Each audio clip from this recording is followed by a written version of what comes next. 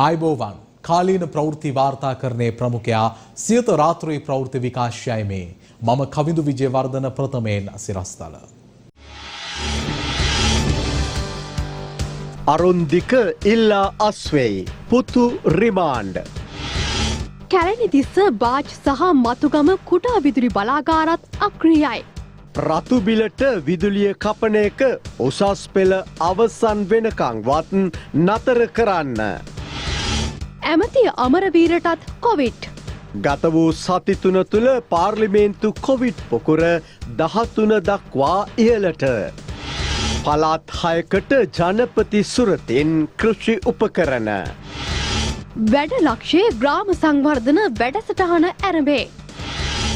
හෙට නිදහස් දින උත්සවයට කාදිනල් හිමි එන්නේ නැහැ. සිරිල් ගාමිණී පියතුමන් කියයි. එළබෙන උත්සව සමයේ අපේ ජීවිත තෙලේ බැඳෙයිද? අධික සීතල මන්ද පෝෂණය හා සරම්ප බිලිගන්නා ඇෆ්ගන් දරුවන්. නැතිබැරිකමට බාල දැරියන් අඹුකමට විකුණන ඇෆ්ගන් ඛේදවාචකය. ප්‍රථමයෙන් දේශීය පුවත්. අපේ රටේ ඉතිහාසය පුරාම සමහර මැති ඇමතිවරුන්ට චණ්ඩි පුත්තු ඉඳලා තියෙනවා. ඒ පුතාලගේ චණ්ඩි වැඩ ඉතිහාසගත වෙලා තියෙනවා. සමහර තාත්තලයි පුත්තුයි දෙගොල්ලොම චණ්ඩි. සමහරු දැන් ආගියාතක් නැහැ. රාජ්‍ය ඇමති අරුන්දික ප්‍රනාන්දු මහතාගේ පුතාව ලබන 7 වනදා දක්වා අද රක්ෂිත බන්ධනාගාර ගත කළා. පුතාට එල්ල වූ චෝදනාව නිසා අරුන්දික ප්‍රනාන්දු රාජ්‍ය අමාත්‍යවරයා අද සිය රාජ්‍ය ඇමතිකමෙන් ඉල්ලා අස් වුණා. රාගම වෛද්‍ය පීඨයේ සිසුන්ට පහර දීම පිළිබඳව සිද්ධියේ බොහෝ තොරතුරු දැන් එළියට එමින් තිබෙනවා. රාගම වෛද්‍ය පීඨයේ සිසුන් පිරිසකට පහර දීම සම්බන්ධයෙන් අත්අඩංගුවටගත් රාජ්‍ය අමාත්‍ය අරුන්දික ප්‍රනාන්දු මහතාගේ පුත් අවින්ද රන්දිල ප්‍රනාන්දු නැමැත්තා ඇතුළු 6 දෙනෙකු රක්ෂිත බන්ධනාගාර ගත කිරීමට අධිකරණය අද නියම කළා. එම සැකකරුවන් බත්තල මහේස්ත්‍රාත් අධිකරණය වෙත ඉදිරිපත් කිරීමෙන් අනතුරුවයි. ඒ අනුව ඔවුන් එළවෙන 7 වනදා දක්වා රක්ෂිත බන්ධනාගාර ගත කිරීමටයි මහේස්ත්‍රාත් අධිකරණය නියෝග කළේ.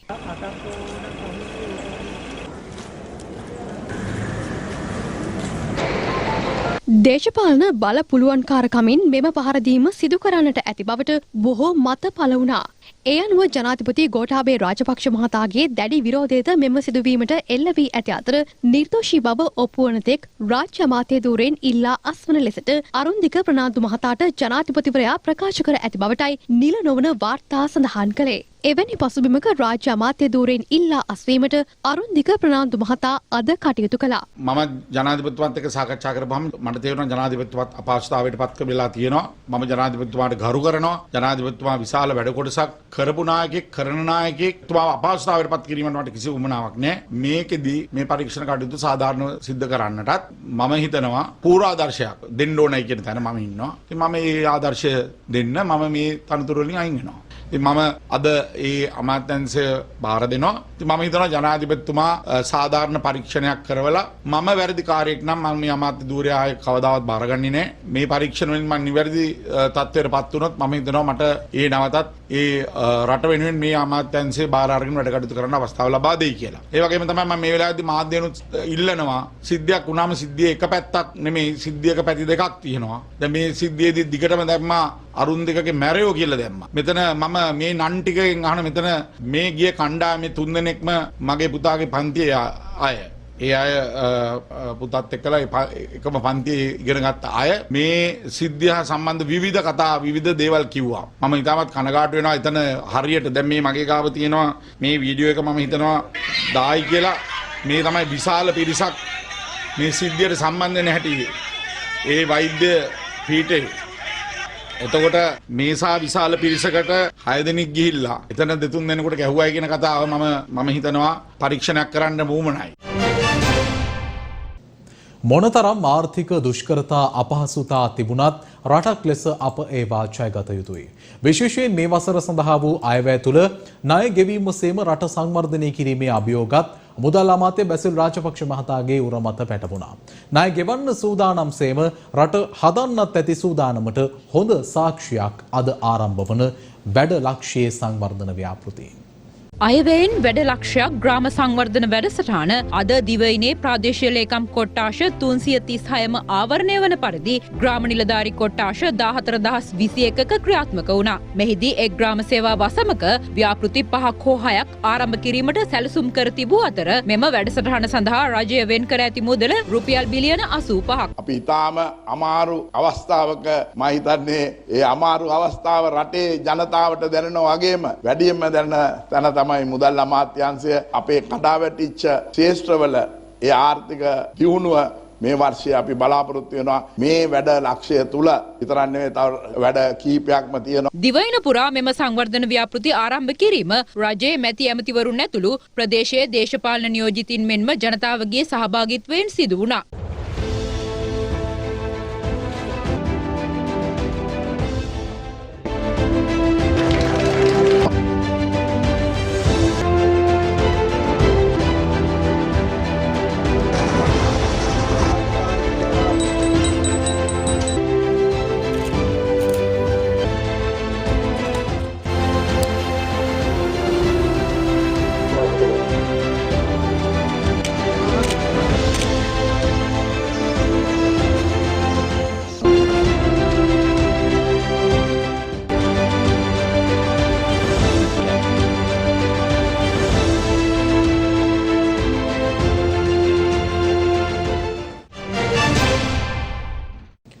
එල්ලෙන්න වැලේ වැල් නැතිව ඉන්න ජනතාවගේ ගෙවල් වලට ගිහින් විදුලිය විසන්ධි කිරීමත් ආරම්භ කරලා. කොවිඩ් එක්ක රටේම ආර්ථිකය බිඳවැටුණු බව අමුතුවෙන් මතක් කළ යුතු නැහැ. අද බොහෝ පුද්ගලයන්ගේ ආර්ථිකය රින වෙලා. ආණ්ඩුව අතේත් ඩොලර් නැත්නම් රටේ සාමාන්‍ය ජනතාවගේ අතේ ඇති මුදල් ගැන කුමන කතාද? අද වත්තල ප්‍රදේශයේ නිවාස රැසක විදුලිය විසන්ධි කරලා ගිහින්.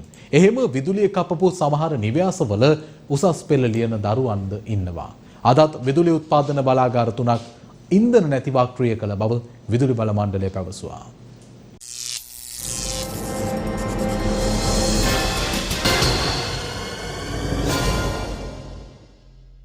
රතුබිල එවන්න පෙර මුදල් ගෙවන්න ඕනේ කියලා අපි දන්නවා. සමස්ත විදුලි පාරිභෝගික ජනතාවම ඒ බව දන්නවා. නමුත් සමහර පුද්ගලයින්ගේ ආදායම් මාර්ග සම්පූර්ණයෙන්ම බිඳ වැටිලා තියෙන්නේ. විශේෂයෙන් ස්ථීර රැකියා නැති බොහෝ දෙනා හොඳටම අසරණයි. එහෙම වෙලාවක අද වත්තල, හැඳල, හේකිත්ත ආදී ප්‍රදේශවල නිවාස රැසක විදුලිය විසන්ධි කිරීම සිදු කළා. ඒ රතුබිල් නිසායි. විදුලිය කපා දැමූ සමහර නිවෙස්වල දරුවන් මෙවර උසස් පෙළ ලියනවා. අපිට අද හරි අසාධාරණයක් වුණා. ඒවල් ගණනාවක විදුලිය කපලා විසන්ධි කරා. ඇත්තටම මේ මිනිසුන් හරි සල්ලි ගෙවාගෙන යන මිනිසුන්ගේ විදුලිය කපලා දීලා. මේ මාසෙ සිද්ධාක් ගලද මම ගෙව්වා. ඉතින් අපිට ඇත්තටම බොඩි සාහනයක් වෙන්න ඕනේ. මගේ ළමයා මේ මාසෙ එලෙවල් කරනවා. ඒක ළමයි විශ්වවිද්‍යාලේ. ඉතින් අපි හරි අසන්න වෙලා ඉන්නේ. මම ජාතික කලා කරනවා. මට ඇත්තටම හරි අසන්න වෙලා තියෙන්නේ මේ රස්සාව නැතුව අවුරුදු දෙකක් බොහොම අමාරු වෙනවා. ඉතින් ඇත්තටම මේ අපි ටිකක් පොලුස්ස ගන්න එන වෙලාවේ මේගොල්ලෝ මෙහෙම කරනවා. ඇත්තටම අපිට දැන් ජීවත් වෙන්න කන බොනේවත් හරි අමාරුවෙන් කන්න බොන්නේ.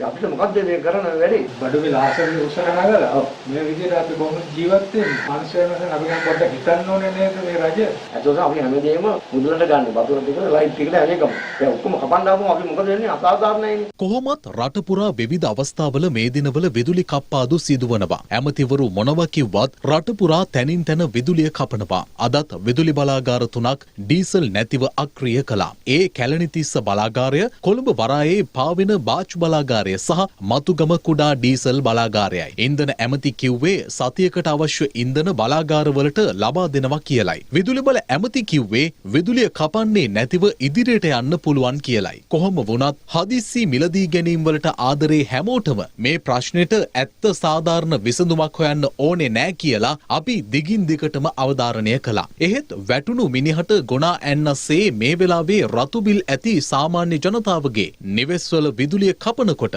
අඩුම ගානේ උසස් පෙළ දරුවන් ඉන්නවද කියලා අහන්න තරම් මානුෂික වෙන්න. උසස් පෙළ අවසන් වන තෙක් රතුබිල් කපන එක මානුෂීය පැත්තෙන් නතර කරන්න කියලා විදුලි බල මණ්ඩලයේ දරුවන් ඉන්න බලධාරීන්ට අප මතක් කරනවා. මේ අතර හැමදාම ප්‍රකාශ කරනවා වගේ මහජන උපයෝගීතා කොමිසම අදත් ප්‍රකාශ කළේ විදුලිය කැපීමට අවසර ලබා දී නොමැති බවයි. මහජන උපයෝගීතා කොමිසම කෙසේ පැවසුවත් කැපෙන විදුලිය ගැන දන්නේ ජනතාව විතරයි. එයනේ මට අවශ්‍ය වශයෙන් කියන්න තියෙන්නේ අපි අද දින කිසිම ආකාරයක විදුලිය කපා දැමීමට අවසරයක් දීලා නැහැ මහජන උපයෝගිතා කොමිසම. එවැනි තත්ත්වයක් අපිට වාර්තා වුණත් අද දින අපි මේ පිළිබඳ අවශ්‍ය නීතිමය පියවර ගැනීමට පසුබට වෙන්නෙත් නැහැ. ඒ වගේම මම කැමති කියන්නේ අපිට සියලුම මහජනතාව ඒ වගේම ව්‍යාපාරික ආයතන එයාලගේ ස්වේච්ඡාවෙන්ම උදව් කරනු ලබනවා මේ තත්ත්වය මගහරවා ගැනීමට. ලෝකේ නරකම ගින්න අතුරින් භයානකම ගින්න බඩගින්නයි. බුදුරජාණන් වහන්සේ සේම වෙනත් ආගමික ශාස්ත්‍රූවරුන්ද දහම දේශනා කරන්න පෙර කුසගින්නට ආහාර දුන් කතා ආගම් ඇතුලේ මුණ ගැසෙනවා. ලෝකේ පුරාම ඉහළ යන බඩු මිල සහ අපේ රට ගැනයි මේ කතාව. ලෝකේ පුරාම පාන් කැරලි ඇති වී තිබෙනවා. 1917 රුසියානු විප්ලවයට පෙර එරටෙත් පාන් කැරැල්ලක් ඇති වුණා. ප්‍රංශ විප්ලවයේදී රජමාලිගාවේ වුන් මහවුන්දලා ජනතාවට කීවේ පාන් නැත්තම් කේක් කාපල්ලා කියලයි. කොවිඩ් වසංගතය හමුවේ වත්මන් සමස්ත ලෝකයේම අඩු වැඩි වශයෙන් බහණ්ඩ මිල ඉහළ ගොස් තිබෙනවා. ගෝලීය නිෂ්පාදනය පහත පැටීම, සැපියුම් ජාල බිඳ වැටීම, ධනවාදී සමාගම් මිල ඉහළ දැමීම සහ ඉන්ධන මිල ඉහළ යාමද ඒ අතර ප්‍රධානයි. ලෝකයේ බලවතා වනුයේ ඇමරිකාවයි. 2021 දෙසැම්බර් හා සැසඳීමේදී මෙම ජනවාරි වන විට එරට ඉහළම ආහාර උද්ධමනය වාර්තා වනවා. එය 6.3%. මස් වර්ගවල මිල ඉතා බරපතල ලෙස ඉහළ ගිහින් බලශක්ති මිල 30%කින් වැඩි වෙලා. කැනඩාවෙත් සැලකිය යුතු ලෙස එළවලු පරිභෝජනය පහත වැටිලා. පොදුවේ එරට ආහාරපානවල මිල 7%කින් පමණ ඉහළ ගිහින්. බ්‍රිතාන්‍යයේද පසුගිය නත්තල් සමයේ ජනතාවට රිසිසේ ආහාර සඳහා වියදම් කරන්නට හැකි වූයේ නෑ. ඒ මිල ඉහළ යාම නිසයි. එසේම අප්‍රිකා රටවල්ද අද වැටි ඇත්තේ කබලෙන් ලිපටයි. තුර්කියේ පසුගිය වසරේ උද්ධමනය 36%කින් ඉහළ ගිහින්. තුර්කි ජනතාව අද පාන් පෝලිම්බල ඉන්න ආකාරයේ ජාත්‍යන්තර මාධ්‍ය වාර්තා කරනවා. සැබෑවටම ලෝකේ බොහෝ රටවල තත්ත්වය එයයි. එසේම ධනය ඇති සමහර රටවල් 50%කින් පමණ වැටුප් වැඩි කිරීමට සැලසුම් කරනවා. විශේෂයෙන් ලෝක බැංකු වාර්තාවලට අනුව මේ ගෝලීය කොවිඩ් වසංගතයේ වැඩිවීම වැඩියෙන්ම බලපාලා තියෙන්නේ අපේ වගේ රටවල් වලටයි. පාලනය කරගන්න බැරි තරමට මෙම රටවල උද්ධමනය ඉහළ යන බව ලෝක බැංකුවද පෙන්වා දී තිබෙනවා. අපේ රටෙත් ගෙවුණු ඉතිහාසයේ සැලකීමේදී වැඩිම උද්ධමනය මෙම ජනවාරියේ සඳහන් වුණා. එය 14.2. අපේ රටේ ආහාර මිල පසුගිය කාලයට සාපේක්ෂව 20%කින් ඉහළ ගොස් තිබෙනවා. ඒ බව කොළඹ නිල ආර්ථික දර්ශකයේද දැක්වෙනවා. රුපියල් 150ට තිබූ බත් පැකට් එකක් අද රුපියල් 250ක් පමණ වෙලා. සමහර ආහාර ද්‍රව්‍ය ආනයනයේ තහනම් වීමත් සමග ඒවායේ මිලත් තව තවත් දිනපතා ඉහළ යමින් තිබෙනවා. ඇත්තටම එළඹෙන්නේ උත්සව සමය. අද පොල් තෙල් බෝතලයේ සිට සහල් කෙලව දක්වා කිසිදු පාලන මිලක් නැතිවයි අලවිවන්නේ. මේ ජනතා හඬට ආණ්ඩුව වහා කන් දිය යුතුව තිබෙනවා. අපේ සමහර ඇමතිවරුන් පොල්ගෙඩි පෙන්වමින් සහල් පැකට් පෙන්වමින් සීතාම්බර සලු අන්දමින් ඉන්නවා. හාල් පෝලිම් ගෑස් කිරිපිටි පෝලිම් වලට පාන් පෝලිමත් හදන්න ඉඩ නොදීමේ වගකීම රජයේ සතුයි. ඇත්ත ප්‍රශ්නය ඇත්තේ පාලනයකින් තොරව හිතුමතේ ඉහළ දහන අත්‍යවශ්‍ය භාණ්ඩ මිල සහ අපේ රටේ ජනතාවගේ කුසගින්න අතර කියලා ආණ්ඩුව වහා තේරුම් ගත යුතුයි. සමහර ආහාර ද්‍රව්‍යවල අසීමිත මිල ඉහළ යාම ඇත්තටම හිතුමතේ ව්‍යාපාරිකයින් පාරිභෝගිකින්ව හුරා කන්න කරන කූට ව්‍යාපාරික ගැට කියලත් අදාළ අමාත්‍යංශ ඇමතිවරුන් සහ නිලධාරීන් තේරුම් ගත යුතුයි. හුදෙක් ප්‍රවෘත්ති සාකච්ඡාවල බඩු මිල අඩුයි කියන්නේ නැතිව මේ මහ පොළොවට බැහැලා බලන්න මේ ජනතාව මොනවද කියන්නේ කියලා. ටිකට් එකකින් 2.50යි තියෙන්නේ. රුපියල් 1000ක් එවුවොත් පිටි පැකට් එකක් ගත්තාම 560ක් යනවා. ඉතුරු 400ට මොනවද ඉස්කෝලෙන් ළමයිට මොකද කරන්නේ? ජීවත් වෙන්නේ කොහොමද? මේ මැරි ජීවත් වෙන මිනිස්සු. කරන්න දෙයක් නැහැ. ඒ කට්ටිය අඩිපටි වෙනවා. අනික් මිනිස්සු මහ පාරට වැටෙනවා. ජීවත් වෙන්න නෙමෙයි වහකණ්ඩ වෙන්නේ. පළාත් 6ක ගොවිජන සේවා මධ්‍යස්ථාන 47කට ජනාධිපති ගෝඨාභය රාජපක්ෂ මහතාගේ ප්‍රධානත්වයෙන් කෘෂි යන්ත්‍රෝපකරණ බෙදා දීම සිදු වුණා. කාබනික වගාව යථාර්ථයක් බවට පත් කරන්න නම් ගොවීන් තුල ආකල්පමය වශයෙන් වෙනසක් අවශ්‍යයි. ආදායම් නැහැ කියලා කිව්වත් මැදවච්චියේ වී ගොවීන්ට නම් මේ පාර හොඳ ආදායමක් ලැබී තිබෙනවා. මේ අතර අලෙවි කරගත නොහැකිව කල්පිටියේ රාබු ගොවීන් සියාස්වැන්න වලදාන තැනට පත් වෙලා මේ පොහොර පිළිබඳ කතාවයි.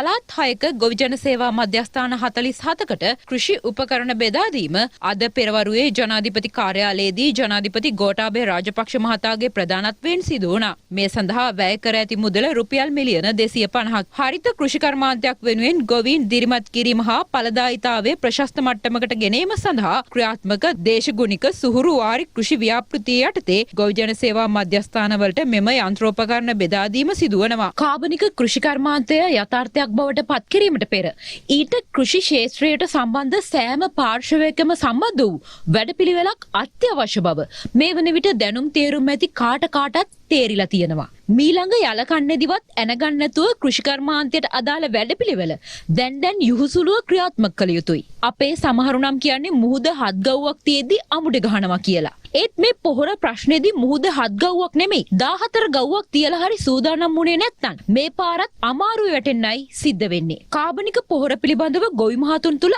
ආකල්පමය වෙනසක් ඇති කළ යුතු බවයි අනුරාධපුර දිස්ත්‍රික් ලේකම් ජනක ජයසුන්දර මහතා පවසන්නේ. අදටත් අඳුනා ගන්න බැරි ලෙඩ රෝග පිරීලා. අති විශාල වැඩිවීමක් තියෙන පිළිකා රෝගී. මේ වස විස අඩු ආහාර නිෂ්පාදනයකට රට ගමන් කළ යුතුයි. කාබනික පොහොර භාවිතයෙන් සිදු කළ මැදවච්චිය මහමල්ලෑව රඹෑව කොට්ටාශයේ පාරම්පරික දේශීය වී ගොවීන් මෙවර අස්වැන්නෙන් වැඩි ආදායමක් උපයන්නට සමත් වෙලා. අපේ දේශීය වී වලට එකපාරක් විතර දාපුවාම ඇති රජයෙන් දුන්න දියර පොහොරේ. ඒ ප්‍රතිඵල ලැබුණා. වතුරෙන් වල් පාලනය කරගන්නවා. ලක්ෂයකට එහෙන් අක්කරයකට ගන්න පුළුවන් දේශීය වී වගා කරන ගොයියන්. පොහොර අර්බුදය වගේම රටේ තියෙන ආර්ථික ප්‍රශ්නත් එක්ක ඔට්ටු වෙලා වගා කරපු රාබු වගාව අලෙවි කරගන්න බැරුව වල දාන්න කල්පිටියේ රාබු ගොවීන්ට සිද්ධ වෙලා. දුම්කල ඇස්සේ තමයි අපි දැන් රාබු දැම්මේ. රාබු දාලා මේ බාන රාබු කොච්චරද හැදිලා තියෙනවද?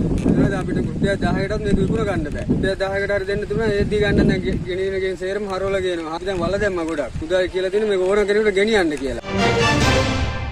74 වන අභිමානවත් නිදහස් දිනය හෙටට යෙදී තිබෙනවා. ඉතා චාම් අයුරින් එහෙත් අභිමානවත් ලෙස නිදහස් චතුරශ්‍රයේදී 74 වන නිදහස් දිනය සැමරීමට සියලු කටයුතු දැන් සූදානම්. අද එහි අවසන් පෙරහුරුවයි. මේ පිළිබඳව වාර්තාව ගෙන එන අප මාණ්ඩලික වාර්තාකාරිණී ලක්ෂිකා ප්‍රනාන්දු.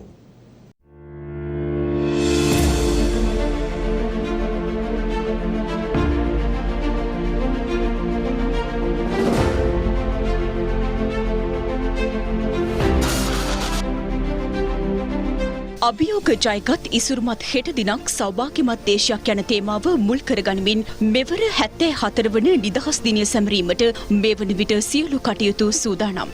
74 වන අභිමානවත් ශ්‍රී ලාංකේය නිදහස් දිනය හෙටට යෙදී තිබෙනවා. එහි ප්‍රධාන සැමරුම් උත්සවය පැවැත්වෙන්නේ කොළඹ නිදහස් චතුරාශ්‍රය පරිශ්‍රයේදී. ඒ ජනාධිපති ගෝඨාභය රාජපක්ෂ මහතාගේ ප්‍රධානත්වයෙන්.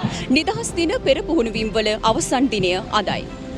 නිදහස ලබා වසර 74ක් සපිරෙන මේ මොහොතේ අප අභියෝග රැසකට මුහුණ දුන් රටක්. 30 වසරක කුරිරු ත්‍රස්තවාදය නිමා කළ අපට මුළු මහත් ලෝකෙම මුහුණ දෙන කොවිඩ් වසංගතයත් ජය ගැනීමට හැකි වූ බව මේ මොහොතේ සිහිපත් කළ යුතුයි.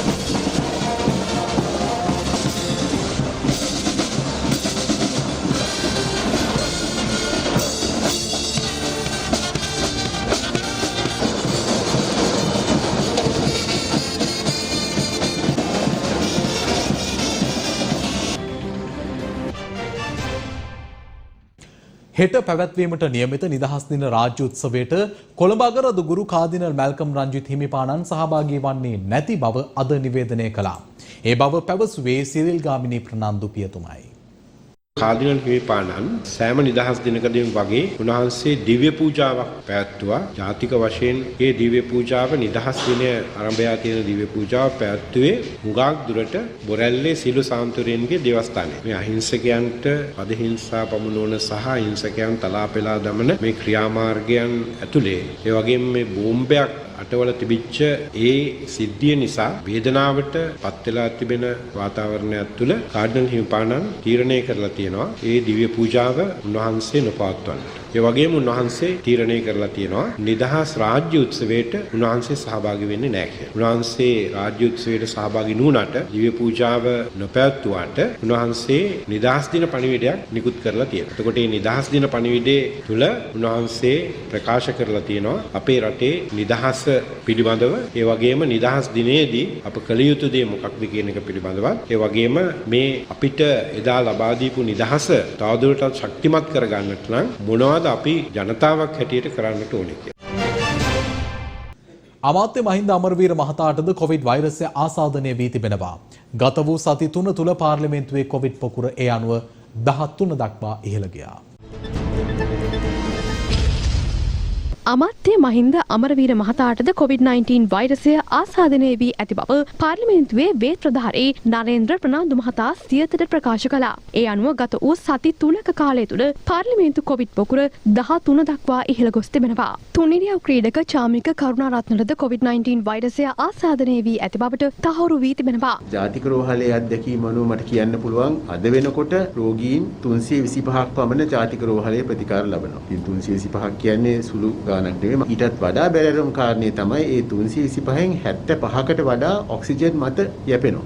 ඔවුන්ගෙන් ඔක්සිජන් ගැලවීමට අපිට හැකියාවක් ලැබෙන්නේ නැහැ මේ අවස්ථාවේ වෙනතුරු. ඒ කියන්නේ කලින් තිබ්බ තත්ත්වය අපි දන්නවා ඩෙල්ටා ප්‍රභේදයේ ව්‍යාප්තියත් සමග අපි දැක්කා විශාල වශයෙන් රෝගීන් රෝහල් වල ප්‍රතිකාර ලබනවා. දැනට ඒ තරමටම නැතත් ඊට ආසන්න මට්ටමකට රෝගීන් ලංකාව පුරා වාර්තා වෙනවා. සියත රාත්‍රී ප්‍රවෘත්ති විකාශය අවසන්. ඔබට සුවදායි රාත්‍රියක්. දිනපතා අලුත් වීඩියෝ සහ ප්‍රවෘත්ති නැරඹීමට ඉහත බටන් එක ක්ලික් කර සියත TV සබ්ස්ක්‍රයිබ් කරන්න.